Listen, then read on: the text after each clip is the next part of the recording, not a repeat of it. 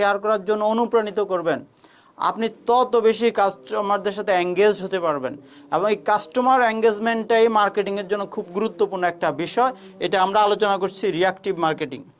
তাহলে customer finally যেটা আলোচনা করবো সেটা হলো কাস্টমার এঙ্গেজমেন্ট।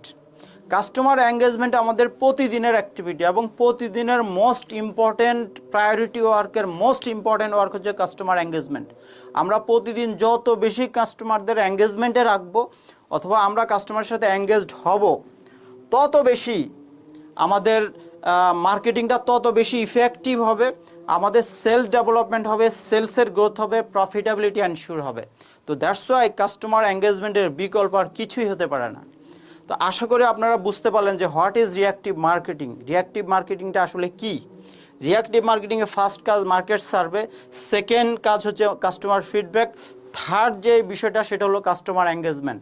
তাহলে market survey, customer feedback, customer engagement, এই তিনটি বিষয় আপনার রিঅ্যাক্টিভ মার্কেটিংয়ের জন্য খুব গুরুত্বপূর্ণ একটা বিষয়। তো আশা করি আপনারা রিঅ্যাক্টিভ মার্কেটিংয়ের সম্পর্কে খুব গুরুত্বপূর্ণ বিষয়গুলি জানলেন। আমরা পরবর্তী স্লাইডে এই বিষয়ে আরেকটু আলোচনা করব।